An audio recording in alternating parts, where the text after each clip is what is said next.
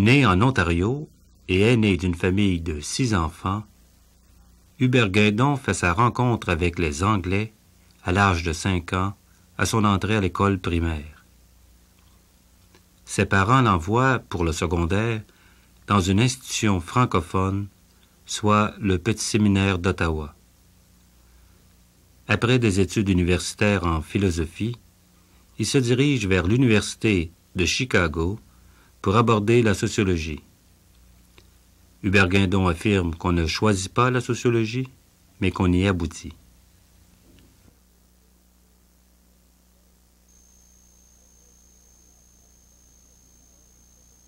On va y revenir, oui. Mais je déduis donc que vous êtes à l'Université de Montréal. Oui, après mes études à Chicago, je reçois, moi je devais, c'est le Père Mailloux qui, j'avais eu des bourses du Conseil de ce qui est devenu le Conseil des Arts, la première année, je crois. Et puis le Père Mailloux me disait clairement que je devais aller travailler au Centre de relations humaines qu'il avait fondé. Et c'est là que je pensais que je m'en allais. Tout à coup, en 1953, je reçois une lettre du Père Mailloux disant qu'il m'avait cité à M. Esdras Mainville, doyen de la Faculté des sciences sociales, parce que les sciences sociales devaient se développer puis devenir une faculté de jour plein temps à l'Université de Montréal. Moi, ça me faisait ni chaud ni froid. J'étais bien content. Et c'est comme ça qu'en 1954, je suis arrivé. En 1953, je suis arrivé à Montréal, à l'Université de Montréal. Puis là, j'ai reçu une autre bourse du gouvernement de l'Ontario et je suis retourné aux études pour une autre année. Et donc, j'ai effectivement commencé à enseigner en 1954. Et je pense que là, la faculté était rendue plein temps de jour. Et puis, il y avait même des départements qui... et puis là, ben, j'ai enseigné à l'Université de Montréal pendant 7 ans. 6 ans ou 7 ans, 6 ans, 54 à 60, une période assez houleuse et avec toutes sortes de conflits qui sont surgis. Puis, vous pouvez faire mention de ce climat houleux? Ben, houleux. Qu'est-ce qu'il y avait là? Quel était le contexte? C'est peut-être par des anecdotes qu'on peut le raconter d'une certaine façon. Par houleux, oui, il y a eu des conflits. Il y avait des conflits par rapport un peu à l'orientation de la sociologie. Oui. C'était les sciences sociales, un rôle qu'on voulait donner à la sociologie, c'était un peu de la science empirique, de ramasser les données. On était censé avoir des techniques assez nouvelles et que l'interprétation, par exemple, ça c'était les gens sérieux. Donc, toute la bataille pour l'autonomie de la discipline, c'est-à-dire qu'on ne fait pas recueillir la division du travail, qu'on recueille les données, les autres les interprètent. Ouais. Bon. Alors, ça, il y avait ça un peu sous-jacent et ce n'était pas... C'était un peu relié. À l'époque, il y avait même une sociologie catholique. Le père Furphy aux États-Unis en était l'exposant. Et c'était un drôle d'alliance, de mélange de positivisme et d'orthodoxie d'une doctrine sociale ou en tout cas une sociologie catholique. Donc, il y avait ce courant-là. Ça, j'ai revu ça chez les Soviétiques au début des années 60. Oui. Ils voulaient les computers, des données empiriques, mais l'interprétation, ça, là, c'était une autre chose. Alors, il y a eu ça. Il y a eu aussi des conflits plus à l'intérieur de la Faculté des sciences sociales. Il y a eu le célèbre cas Lavigne, dont on entend très peu parler, mais qui a été le cas qui a créé, au fond, l'association des professeurs d'université à l'Université de Montréal, qui a fait pendant au cas de Harry Crow, qui a créé l'association des professeurs d'université au niveau du Canada. Et ce cas Lavigne-là se présentait précisément au niveau des sciences sociales. Simplement dans la sociologie? Oui. Comment est-ce que ça se traduisait? En sociologie, les conflits qu'il y a eu, c'était un peu... j'étais un peu sur l'orientation, non pas tellement idéologique, mais il y a eu un autre conflit pendant ces 6 années-là, ça a été sur, à savoir si on ferait de la sociologie générale ou s'orienter un peu vers la criminologie. C'est un peu ce qui a amené le départ à la fin de 5 ou 6 personnes assez rapidement. L'idée étant qu'on voulait faire de la sociologie générale, mais que la criminologie, c'est quand même et je pense que ça a provoqué un peu le départ à cette occasion-là, c'est-à-dire les décisions étaient déjà arrêtées un peu. Et il y a 5 ou 6 personnes qui sont parties autour de 1960. Et c'est ce qui a provoqué d'ailleurs la recherche d'un nouveau directeur. Et ça a été Guy Rocher qui remplaçait l'abbé Lacoste. Oui. Et puis là, moi, j'ai eu un congé sabbatique de 2 ans. Évidemment, 1 an, c'est normal, 2 ans, c'est un peu anormal. Et la plupart de mes collègues avec qui j'avais travaillé, parlons Raymond Breton, Pinard avait été là un peu, il y avait eu Léonard Fournier qui s'est en allé dans l'entreprise privée, et il y est demeuré par la suite. Et il y avait également 2 sociologues américaines, mais qui étaient en voie de partir de toute façon, mais qui avaient été chez nous, Sally Cassidy et Paul Verdet. Donc, on est 5 ou 6 qui sommes partis tout d'un coup. Et donc, d'une certaine façon, ça a fait une brisure et une nouvelle équipe s'est dessinée. C'est-à-dire qu'ils ont été chercher Guy Rocher. Ensuite, Marcel Rioux est arrivé. Et après ça, il y a eu Jacques Dauphney. Enfin, ça s'est développé les années 60. Bon, revenons au texte Réexamen de l'évolution Oui. sociale du Québec. Je crois que c'est à ce moment-là que ce texte est publié pour la première fois. Dans le Queen's Carteret, je pense? Non, lui, il est sorti dans le Canadian Journal of Economics and Political Science. C'était à l'époque où il y avait cette revue très générale pour toutes les sciences sociales qui sortait de l'Université de Toronto. Mais j'avais donné le texte à l'Université Queen's lors des réunions de l'association de Canadian Political Science Association. Ça avait eu un grand succès, le texte, en partie parce qu'il y avait une controverse un peu qui avait été engagée par Philippe Garrigue sur l'école de Chicago. Et ça, c'était vraiment pas la première, mais une deuxième réponse. Marcel Rioux lui avait répondu auparavant, et moi, qui avais été entraîné là, j'avais donné cette critique de la critique qu'il faisait. Et l'autre aspect du texte, à mon avis, c'était un peu l'idée du changement social qui s'opérait au Québec, l'idée de l'émergence de nouvelles classes moyennes et de leur rôle qu'ils auraient dans ce que j'appelais à l'époque une révolution administrative de la société québécoise. Oui. Bon, revenons donc, mettant de côté les personnes, revenons aux idées. Vous avez mentionné que c'était, dans ce texte-là, il y a une perspective sur, il y a une interprétation du changement de la société qui est discutée. Oui. Et donc, il y avait une divergence de vue à ce propos-là. Oui, c'est un peu au niveau de l'idée de la société traditionnelle. Garrigue, d'une certaine façon, argumentait que le Québec, ça n'avait jamais été une société folklorique ou une société traditionnelle, paysanne, etc., que, au contraire, avait une tradition urbaine, industrielle et tout ça. Et d'un certain point de vue, il y a probablement raison, mais un autre point de vue, je pense qu'il y avait probablement tort. C'est-à-dire que l'idée de la société traditionnelle, on voit dans toute la littérature sociologique québécoise qu'on parle comme de la société traditionnelle. On dirait que c'est tout le Québec jusqu'en 1945, ou à peu près. La guerre et l'après-guerre, et ensuite les changements bouleversants et rapides qui se sont succédés à partir des années 60.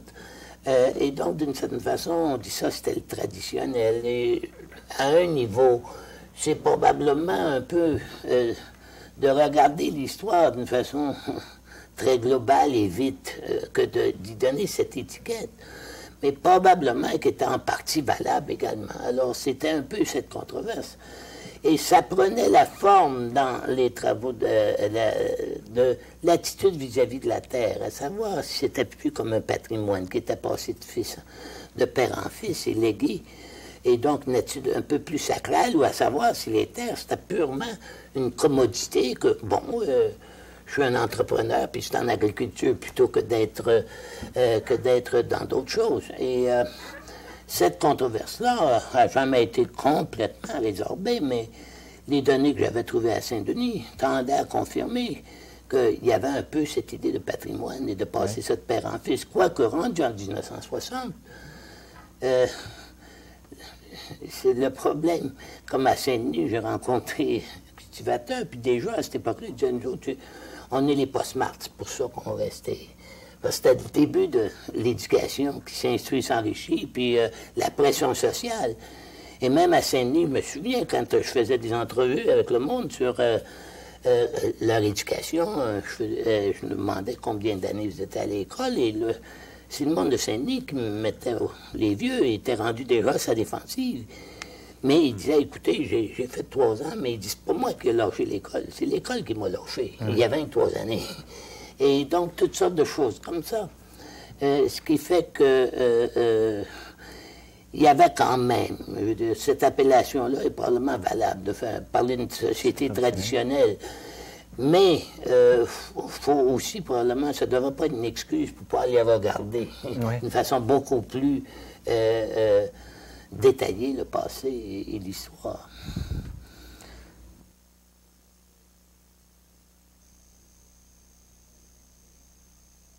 Ça, c'est un jeune d'aujourd'hui qui me dit « Ah, toi, t'es un petit vieux de 1900 tranquille. » Et pour eux, c'est déjà du passé lointain.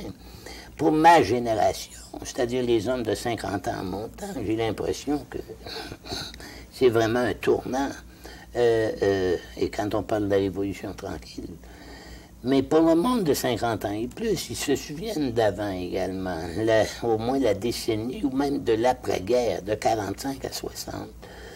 Et d'une certaine façon, c'est là qu'une période très intéressante, mais c'est là qu'a été formée également pas mal toute la culture des sciences sociales et l'image de la société québécoise qui a été véhiculée à la jeunesse contemporaine ainsi qu'aux étrangers, etc. Et dans cette image-là, évidemment, l'image que se font les étrangers, c'est que le Québec, c'est une société archaïque, traditionnelle, dominée par une Église autoritaire, sinon fasciste, obscurantiste et antidémocratique, c'est le premier ministre qui le dit, Trudeau, et donc, d'une certaine façon, imbriqué politiquement, très fortement, et qui, au niveau des relations de travail, est antisocial, contre le progrès, etc.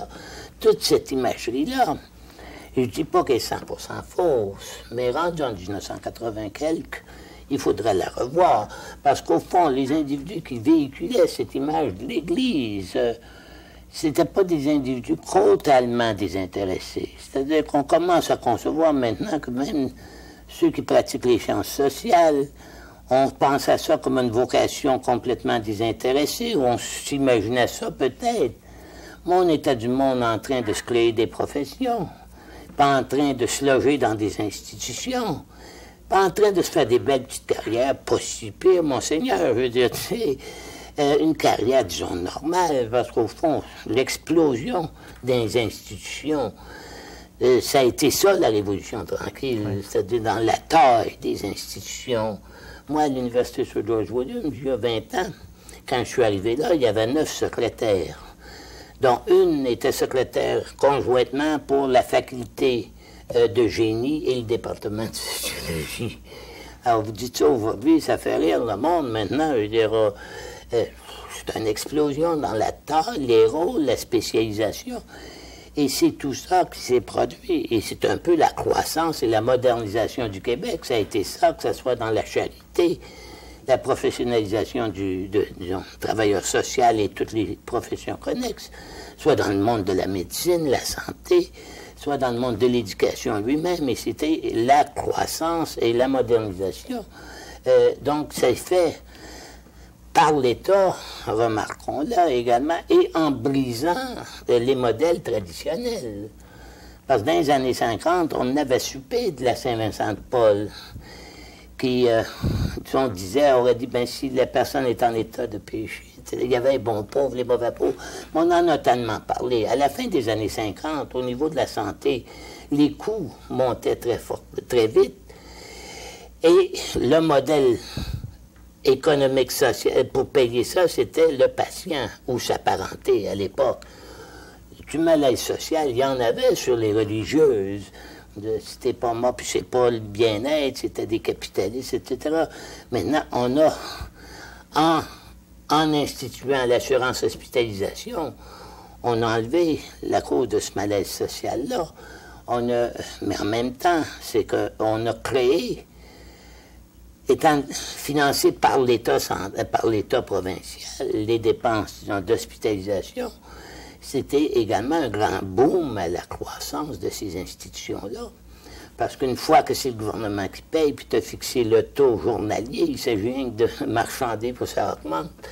Et donc la croissance rapide des années 60, ça coïncide avec le financement par l'État des institutions de la classe moyenne qui reproduisent la classe moyenne, qui, même si, à mon avis, même si on était marxiste sur les bords, est encore la classe progressive nettement à l'époque, peut-être moins clairement aujourd'hui. Mais donc, c'est le Québec qui, comme les Anglais disaient, comes of age, et il arrive à sa maturité et à sa modernisation. Ça a été un peu ça, la Révolution tranquille. Mais la société est toujours un peu différente de ce qu'on s'y attend. Ça a pris d'autres formes, comme on le sait.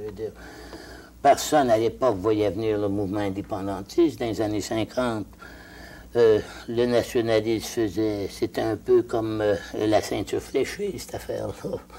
L'Action catholique se dressait contre les mouvements nationaux et vice-versa. C'est vrai que la religion traditionnelle ne valorisait pas la modernisation comme telle, mais était assez neutre. Donc tout ce que je veux dire, c'est que le rôle de l'Église, qui était décrite comme étant un rôle qui inhibait le progrès économique et social du peuple québécois, ça c'est une vue politique de l'Église qui était partagée par des hommes de droite politiquement au fond, qui se pensaient à gauche à l'époque, qu'il était peut-être par rapport à ce genre, ce régime de société qui est un peu... Et donc c'est un peu... et même le marxisme dans les années 60, c'est un peu la même chose. C'est l'Église au service des classes dominantes et exploiteuses. C'est une image qui également, à mon avis, en met tellement sur le dos de l'Église, que maintenant, l'Église était peut-être puissante. Mais je veux dire, c'est clair pour un jeune d'aujourd'hui, la tombée de la pratique religieuse est très grande. Le rôle de l'Église dans les institutions est extrêmement rétréci et que cette sécularisation coïncide avec l'État qui devient le grand financier de tous les systèmes institutionnels. Maintenant, je pense que c'est un progrès, c'était nécessaire, mais il reste que maintenant, c'est pas moi qui le fera, mais on remettra le rôle de l'Église dans une perspective probablement un peu plus à son avantage que ça ne l'a été depuis 25 ans et que ça ne l'a été véhiculé par les grands bonhommes de l'époque présente, des sciences sociales, etc. Parce que elle était opprimante. Moi, j'ai laissé la religion très jeune, mais je ne suis jamais devenu un missionnaire agnostique. Je trouve que c'est de l'ordre des décisions très personnelles de l'individu. Et je me suis jamais réjoui, ni qu'une personne perde la foi ou qu'elle la réobtienne. Ce niveau-là, probablement, c'est de l'ordre des comportements un peu privés, ça, je trouve. Mais là, je me suis laissé aller un petit peu sur l'Église. Je disais, je suis plus gentil pour l'Église maintenant que je l'étais il y a 20 ans. Ce qui veut dire que je suivais un peu les engouements. Parce qu'il y a beaucoup d'engouements dans les sciences sociales. Hein. Là, l'engouement contemporain, c'est l'anti-bureaucratisme, puis l'État, c'est mauvais, puis le gouvernement, c'est mauvais, puis il y en a trop, il faut l'enlever. Attendons encore, ça changera plus tard. Monsieur Guindon, vous m'avez dit qu'il y a juste 20 ans, vous étiez à Sir George William. Oui, et j'y suis resté, même si le nom de l'université a changé à Concordia depuis maintenant, 7-8 ans. Oui, je suis arrivé là en 62, après mes 2 années de congé sabbatique, auxquelles j'ai fait allusion tantôt, après avoir passé 1 an au ministère de la Jeunesse, au bureau de recherche et planification, où il y avait Arthur Tremblay, Roch Bolduc, Pierre Harvey, Jean-Luc Miguet et d'autres. Et là, j'ai eu une offre à l'université de Sir George Williams. D'ailleurs, l'Université de Montréal m'avait demandé de répondre si oui ou non je retournais. Mais j'avais plus tellement d'amis, moi, de collègues avec qui j'avais travaillé. Alors, et je savais qu'au fond, les autorités supérieures auraient préféré que je n'y retourne pas. Alors, j'ai accepté cette offre à l'Université Sir George Williams, qui à ce moment-là était au tout début de son expansion, comme je faisais allusion. Il y avait eu un de mes collègues sociologue à l'Université Sir George, était venu à l'Université de Chicago. Lui, il était le professeur unique dans un département, professeur unique. C'était un peu ce qu'il y avait encore à Sir George à l'époque. Et quand il a su que j'étais disponible, il m'a demandé si ça m'intéresserait d'y aller. Et je me trouvais être la troisième personne à rentrer dans le département. Un de mes collègues, Kurt Jonathan, m'ayant précédé d'1 an. Et j'ai dit oui, ça m'intéressait, et même si ça m'avait pris une coupure de 5 000 $, je n'ai pas hésité une minute, parce que la situation d'enseignement, ça a été celle que j'ai toujours aimée. Je ne pouvais pas me voir dans d'autres milieux. Et j'aimais la situation d'enseignement, et donc je suis retourné là. Et je me souviens qu'un peu, ça ne m'a pas été dit comme tel, mais on sentait que c'était un peu une déchéance sociale, s'en aller à l'Université de Montréal, au petit Sir George Williams, à côté du YMCA. Mais moi, ça ne m'a jamais rien fait. Ça ne me faisait rien, ça voulait... le statut social des institutions, c'est pas très haut dans mes priorités. Et de toute façon. Alors, je suis resté là, et depuis ce temps-là, j'ai toujours été là. Maintenant, pendant qu'on a été là, en 64, si je continue un peu la biographie, là, en 64, j'ai publié le texte sur the social unrest, social class and Quebec's bureaucratic revolution. Et c'est intéressant, le fait est que j'ai toujours publié qu'en anglais. Que l'auditoire auquel c'est-à-dire pas auquel je m'adressais, parce que je ne m'adressais pas à des auditoires, mais, et ça vient un peu, il y a 2 ou 3 raisons à ça, mais la principale, c'est que j'ai été formé à l'école primaire en anglais uniquement, j'ai fait mon secondaire en français, et mon université en anglais seulement, et au début de ma carrière sociologique, je me suis immédiatement, j'étais connu un peu, je me suis fait connaître un peu par les collègues à travers le pays. Mais la raison profonde, c'est la raison d'un minoritaire, un franco-ontarien. Je pouvais écrire grammaticalement le français, mais ma syntaxe et mon style étaient et est affreux encore. Et ce qui fait que, d'une certaine façon, c'est le prix que l'individu paye pour sa minorisation. Et à ce niveau-là, j'en ai pas de honte, mais j'en savais assez pour ne pas écrire en français. D'autant plus que j'écris mieux que la moyenne des Anglais, surtout dans les sciences sociales. On m'a toujours un peu félicité pour la qualité, la richesse de mon anglais. Et l'autre affaire, c'est qu'en revenant de Chicago, moi j'avais décidé une chose, je savais que je ne serais pas un des grands sociologues du monde qui ferait avancer la discipline avec un grand L et un grand D. Mais la discipline, c'est un moyen de regarder notre société. Je savais que je pourrais en apprendre aux sociologues qui viendraient nous voir sur notre société à nous, et de la comprendre, elle, ça me suffisait comme défi intellectuel, puis ça me suffit encore. Et donc, à ce niveau-là, j'ai jamais eu de prétention intellectuelle très forte, et probablement sans cause, si je l'avais eu. Mais j'en connais des collègues qui l'ont et qui ne devraient pas. Mais de comprendre ma société, laquelle j'appartiens, ça m'a toujours passionné.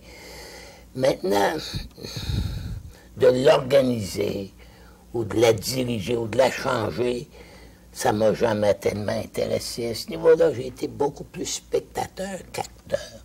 Et donc, au niveau de la sociologie engagée, je n'ai pas été dans l'action. Même aujourd'hui, je suis plus spectateur. Ça ne veut pas dire que je suis indifférent, mais je suis un peu plus spectateur.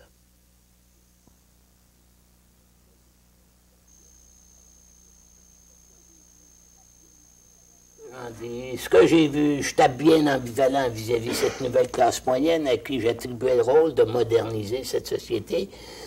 Puis elle la modernisait tout en coïncidant avec ses propres intérêts, c'est-à-dire elle bâtissait les institutions dans lesquelles elle œuvrerait.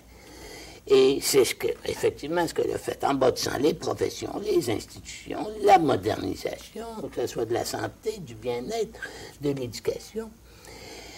Et ensuite, un peu plus tard, je me rendais bien compte, comme on le sait tous, c'est peut-être tellement clair qu'on ne le dit pas, que si on regarde l'anomalie de la société québécoise, c'est que le grand secteur des affaires, lui est bloqué. Et maintenant, c'est là qu'il faut retourner à l'histoire pour voir. Et c'est là que l'histoire et la sociologie doivent se compléter. Elle lui est bloquée, puis elle lui est encore bloquée, malgré les commissions de bonne entente, de bilinguisme, puis les exhortations pieuses, la rhétorique politique des moments de crise. Alors, ceci, vraiment, ça amène un tournant vers les années 68, au fond, il fallait régler le cas de l'Église catholique, entre guillemets, de la société traditionnelle. Ça s'est fait, ça, dans les premières années de la Révolution tranquille, avec la modernisation de l'enseignement, de l'éducation.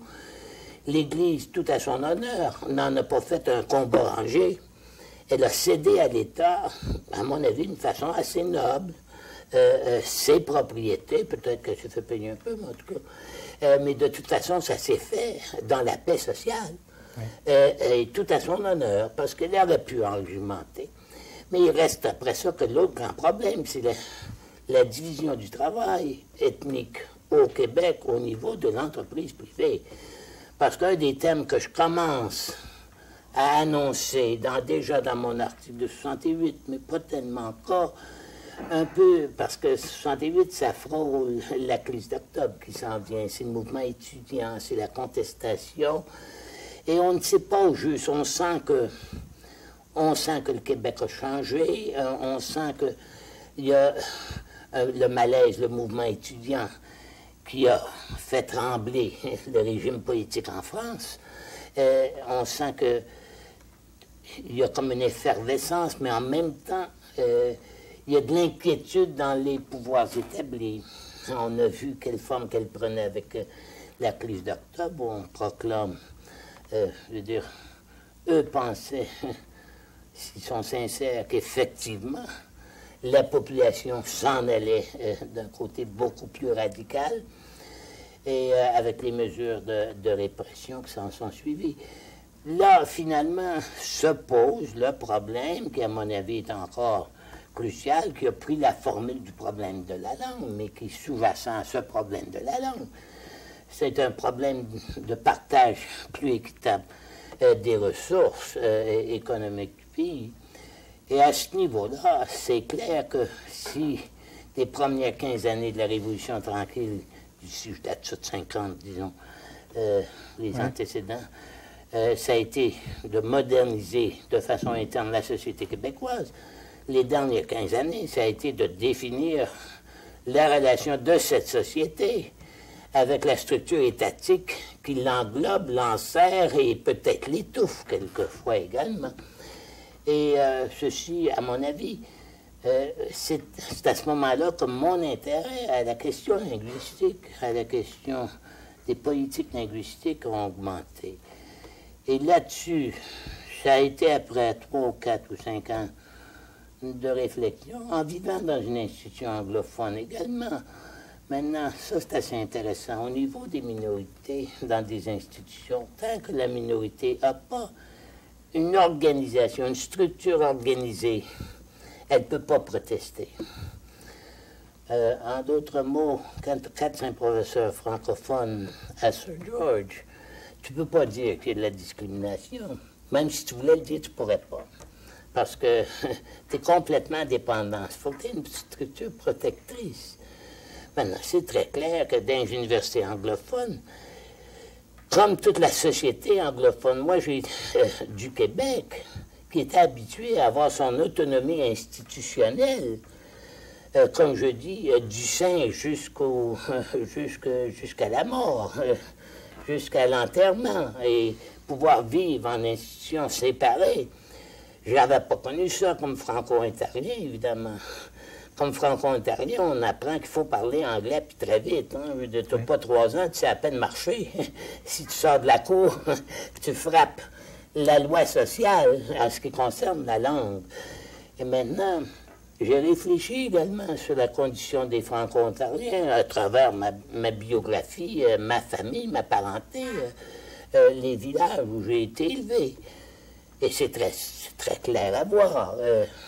Ce qui arrive, c'est qu'il y a 25 ans, 30 ans, c'était des petites communautés agricoles, pas très riches, pas très développées, ou encore au niveau des mines, l'extraction, l'économie, comment est-ce qu'on appelle ça? Le primaire. Le primaire, ou le bois. Ils construisaient leur petite communauté.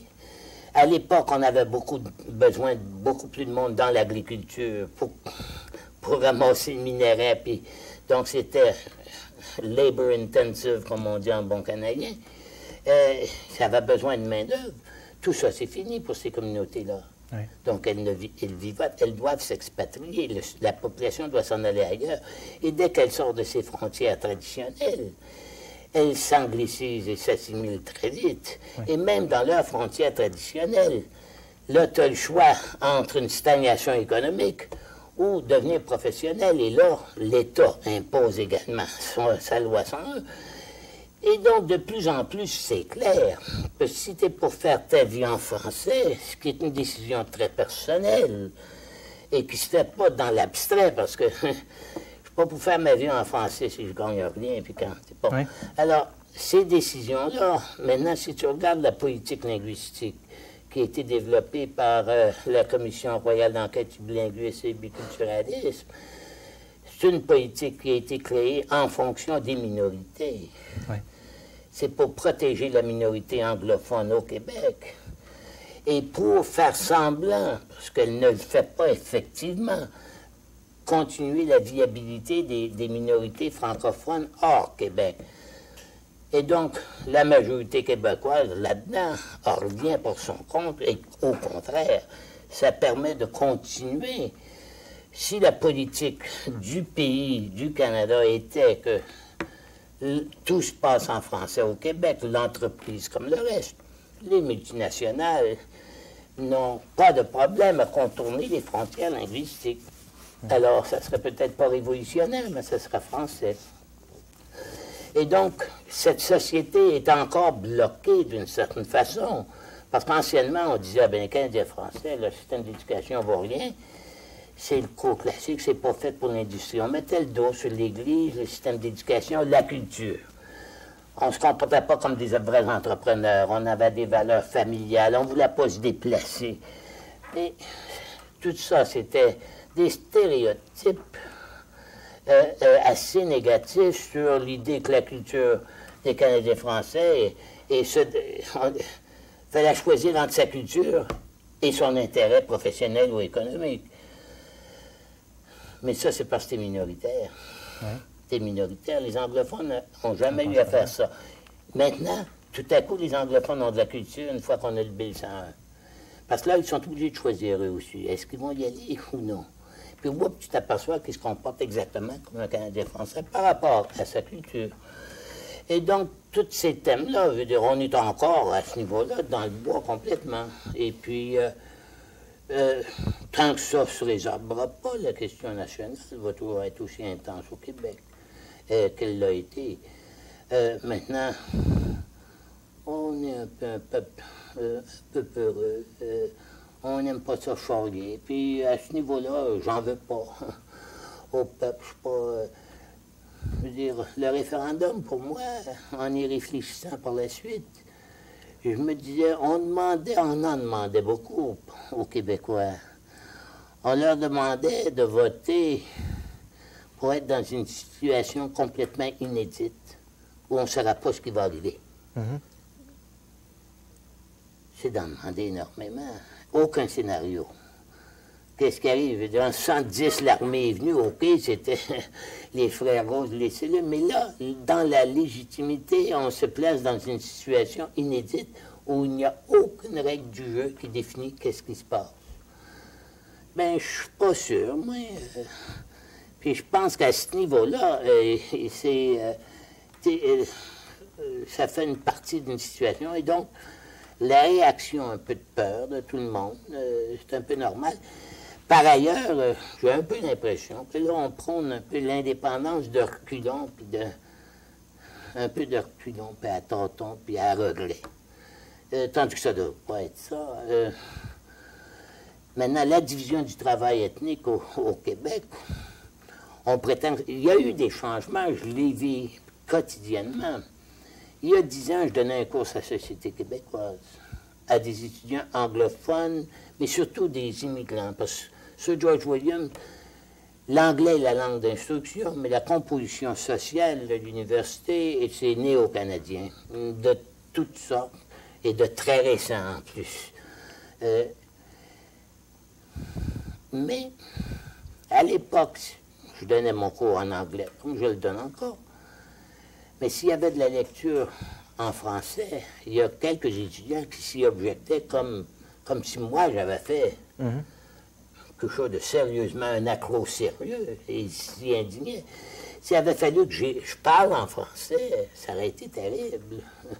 Ou avoir un conférencier qui peut à peine parler l'anglais, mais qui s'exprime en français, c'est inconcevable.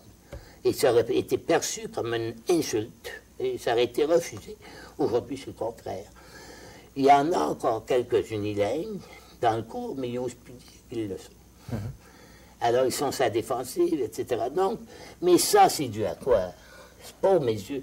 Ils ne veulent jamais des mesures coercitives. Ils disent, ils voudraient des mesures incitatives. C'est pas dû aux mesures incitatives, c'est dû aux mesures coercitives. Et le jeune anglophone, maintenant, a la décision à faire, et ils la prennent vers 16-17 ans. Est-ce que je veux rester au Québec? Si oui, bien là, ils apprennent le français avec une facilité dont on ne soupçonnait pas que les Anglais étaient capables. Parce qu'avant, ils disaient toujours qu'il y avait de la misère avec les langues. Et s'ils décident de pas, ils s'en vont étudier en Ontario, puis ils font leur carrière pour le reste du leur carrière en fonction d'un univers anglophone. Et la réalité linguistique de ce pays, indépendamment des politiques des gouvernements, et c'est confirmé par les travaux de Joy, c'est que historiquement, le Québec de plus en plus va devenir francophone et le reste du Canada anglophone. Alors, mieux vaut, à mon avis, enligner les politiques linguistiques du pays en fonction de la réalité historique, des forces sociales, que c'est à coup de millions puis de milliards et sans effet que tu vas essayer de contrecarrer et sans résultat.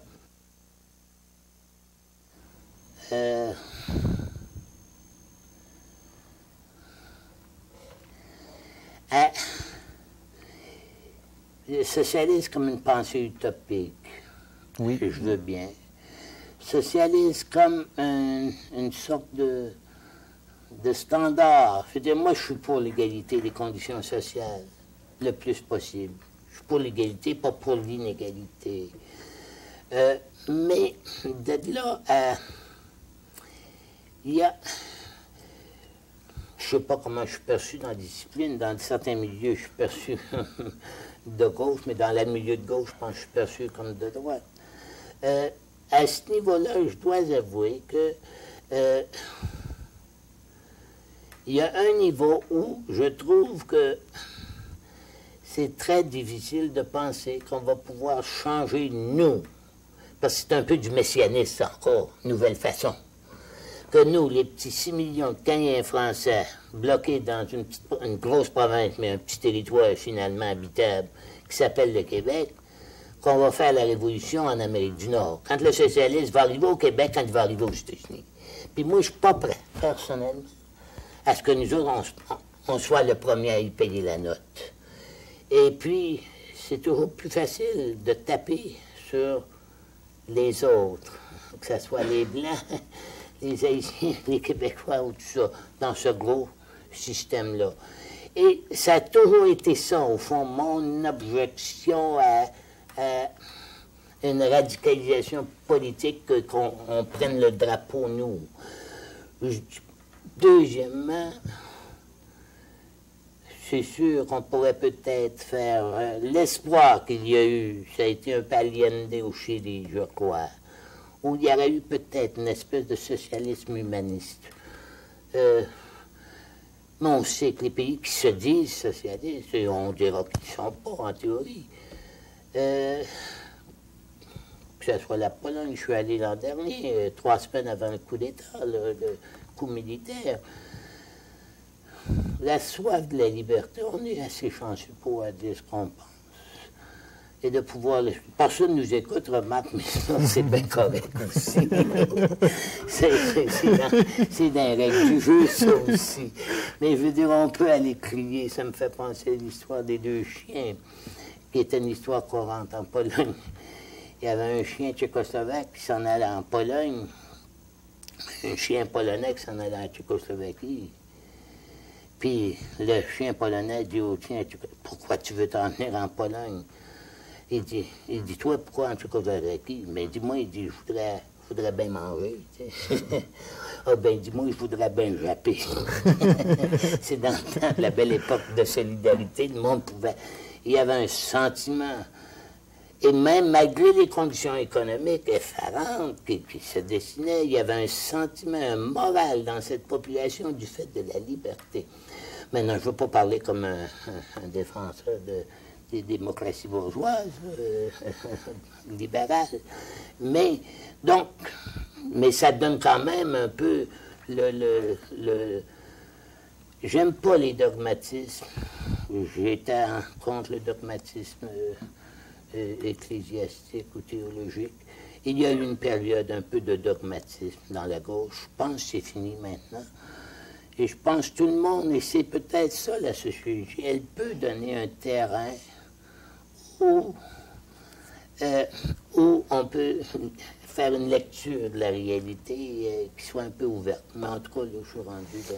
Bon, rendu sur une question qui m'intéresse. Vous avez parlé tout à l'heure, dans la préparation de l'entrevue, du fonctionnalisme. Oui. J'aimerais que vous m'en reparliez encore, parce que là, on vient de parler du socialisme.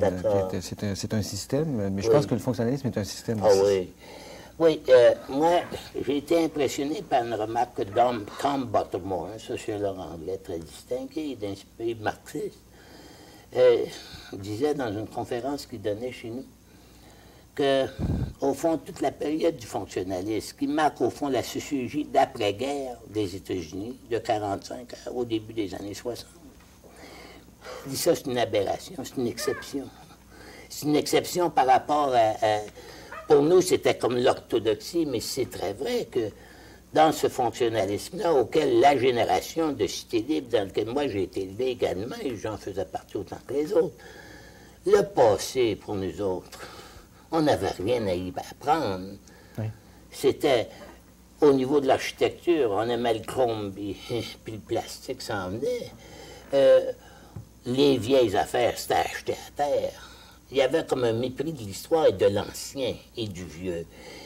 C'est peut-être un peu parce que c'était le vieux catholicisme, mais il y avait un rejet de tout ce qui était vieux, de tout ce qui était passé. Mais cette époque-là est révolue maintenant. Elle est révolue, à mon avis, dans la jeunesse.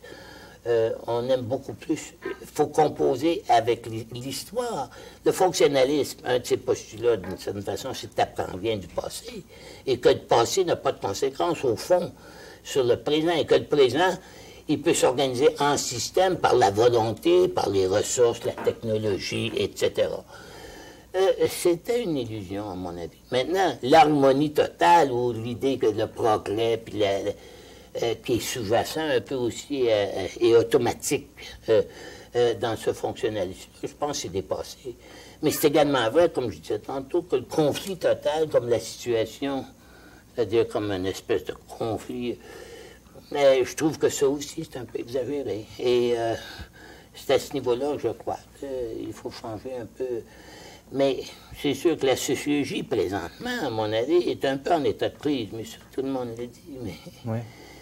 Mais ça vient un peu du fait, à mon avis, que si on regarde une période d'un siècle, ce qu'a fait la sociologie, volontairement ou inconsciemment, ça a peu d'importance. Mais la sociologie date à peu près de ça, quelques années. Et puis, il y a 100 ans, qu'est-ce qui se passait? C'était l'impérialisme qui se construisait à travers des pays occidentaux sur tout le monde. Les sciences sociales y participaient. L'autre affaire qu'on voit, c'est quand même, si on regarde il y a 100 ans, nos sociétés, le gouvernement, c'était une petite affaire. C'était pas une grosse affaire, l'État. L'État, quoi, les parlements se réunissaient combien? 2, 3, 1 mois par année, 2, 3 semaines. Et c'était des communautés locales. C'était pas relié par ces médias de télévision ou par le chemin de fer, faisait à peine de commencer. C'était des communautés locales, particulières, un peu traditionnelles. Et ça avait un caractère opprimant rendu à ma génération. Mais, et on voulait nous autres voyager. Maintenant, aujourd'hui, le jeune, il tient pas à voyager. Il aime voyager, mais il veut retourner chez eux après. Il n'y a rien, aucune contradiction de rester dans le comté de Bellechasse puis vouloir aller voir l'Europe. Mais dans notre temps, il fallait aller dans l'armée si je voulais voir l'Europe. Aujourd'hui, si tu n'as pas ta bourse, si tu ne retournes pas aux études, tu en profites l'été pour aller en Europe, mais ça, c'est un peu... Mais ce que je veux dire, j'ai perdu ma ligne de pensée, c'est que l'histoire et la sociologie, à mon avis, et ça, maintenant, je pense, un peu acquis, c'est que le rôle des sciences sociales, c'est à ça que je voulais en venir, a un peu joué l'acide qui dissolvait ces traditions. Oui. Ça a été une forme particulière de catholicisme, une forme particulière de régime social et politique. Ça a été dissous avec la Révolution tranquille. Et à ce niveau-là, on est parfaitement moderne, c'est-à-dire qu'il n'y a plus l'État-nation, le système économique, le système politique, le système social, il est à l'échelle même. Il y a des... et dans le processus, ce processus de sécularisation culturelle et politique, dans ce processus-là, il y a aussi l'anomie qui s'y met. Et probablement, le rôle que je verrai à la sociologie éventuellement, c'est d'articuler des valeurs nouvelles. On a détruit les vieilles, mais on n'a plus bien des nouvelles. Et les nouvelles, c'est probablement pas au niveau des idéologies qu'on a connues depuis les années 20 ou 30. Et c'est peut-être au niveau des solidarités humaines beaucoup plus élémentaires. Alors, tourner à la communauté un peu de base. Et ça, je trouve des signes très optimistes. Plusieurs m'ont dit depuis quelques années qu'il y a une résistance. Avant ça, l'économie, tu disais, ta carrière, si tu étais dans l'industrie, tu es à Montréal, tu t'en vas à Toronto, après ça, c'est Halifax, Vancouver, puis finalement, tu reviens à Montréal. Mais qu'il y a une résistance accrue à ce genre de déplacement. Les économistes sont bien en faveur de ça. Ça, c'est bon. Mais qu'il y a une résistance humaine, pas qu'au niveau des travailleurs, même au niveau des cadres, à ces déplacements successifs qui entraînent la vente de la maison, les petits déracinés, etc. Puis le monde dit, non, on ne veut plus de ça. C'est à ces niveaux-là, je pense, où il y a probablement un peu d'invention et un peu des nouvelles valeurs à se créer. Mais là, je fais de la poésie, là, je ne sais pas plus que non.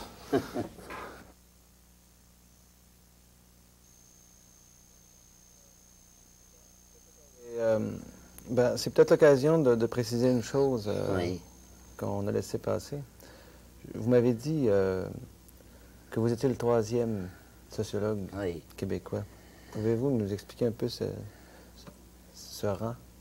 Le rang, ben moi, je le voyais, c'est-à-dire, on pourrait, ça dépend comment on définit la sociologie. Son calcul, oui. Oui, parce que je me souviens, moi, j'avais ramassé un jeune homme sur le pouce qui faisait de l'autostop il y a à peu près 20 ans. Je commençais ma carrière vers les années 58. Et puis il dit, qu'est-ce que vous enseignez? Je dis, j'enseignais. Lui, c'était un orphelin. Puis on avait arrêté à la crèche pour avoir son certificat de baptême, il y avait 15 ans. Puis pour l'avoir, il fallait qu'il trouve une bonne raison. Il a dit à la soeur qu'il se mariait. Elle lui a donné. Puis il me demande, qu'est-ce que tu fais? J'ai dit, j'enseigne la sociologie. Il dit, j'ai eu ça l'année passée. C'était la doctrine sociale de l'Église qui s'enseignait sur le vocable sociologie dans les écoles techniques. Parce que la religion, c'est assez drôle. Hein? Déjà, depuis 1920, il y avait une séparation de l'Église et de l'État dans les écoles techniques. C'était des écoles provinciales. Et on avait réintégré la religion sur le vocable sociologie. Et puis Chanoine Cruz a été le plus grand sociologue du Canada français. Donc, ça dépend quelle définition qu'on en donne. Mais si on en donne une définition contemporaine, là, toute contemporaine, je crois que le premier, ça a été Jean-Charles Falardeau, qui est allé à Chicago.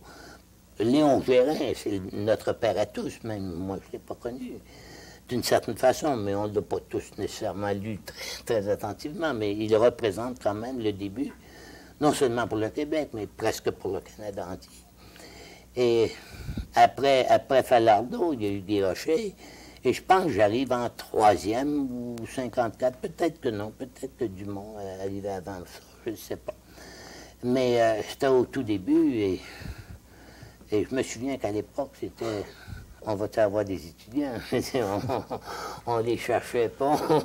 On était gentils. On essayait de les convaincre qu'il y avait de l'avenir. Quoi que j'ai jamais été missionnaire, même pour la sociologie, parce que la sociologie, pour en faire une profession, il faut des qualités assez inusitées. Une, c'est d'être capable, un seuil de tolérance de l'ambiguïté qui sort de l'ordinaire.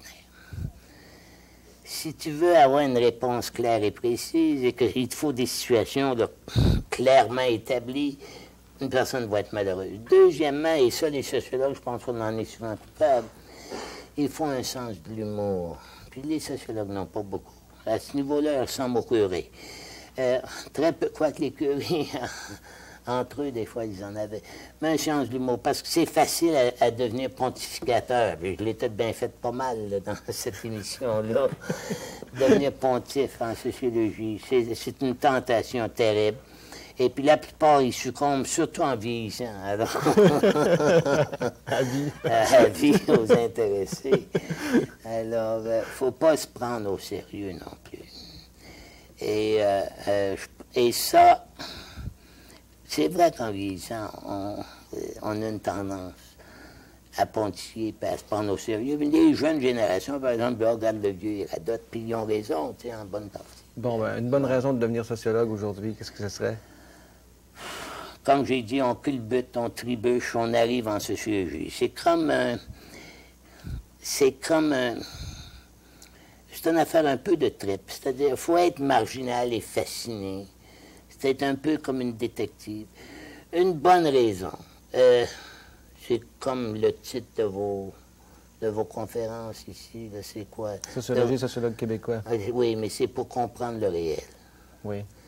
Parce que si tu ne le fais pas comme une démarche en soi, tu vas toujours avoir le réel des autres. Puis les autres, ils sont toujours en paquet, puis ils ont intérêt à ce que tu l'avales.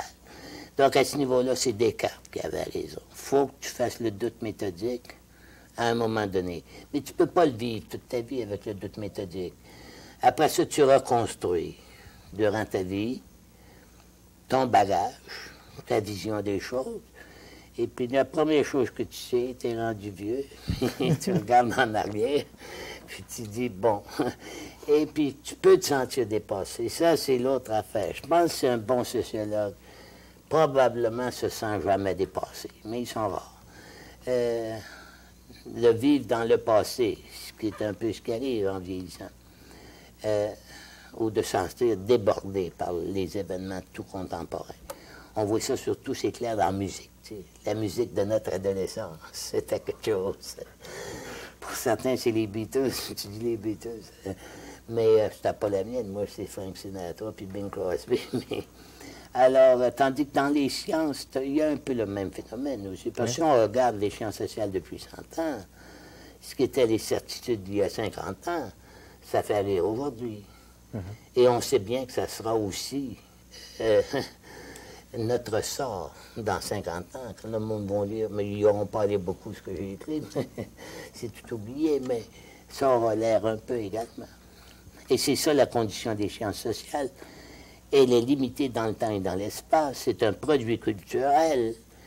Et c'est pas l'universel qu'on voudrait bien se faire croire. Alors, on a des sciences sociales d'une époque et des personnes de cette époque-là. Et on reflète l'époque dans laquelle on a vécu notre biographie et qu'on a observé notre société. Alors, M. Guindon, Là-dessus, je vais vous remercier. Merci.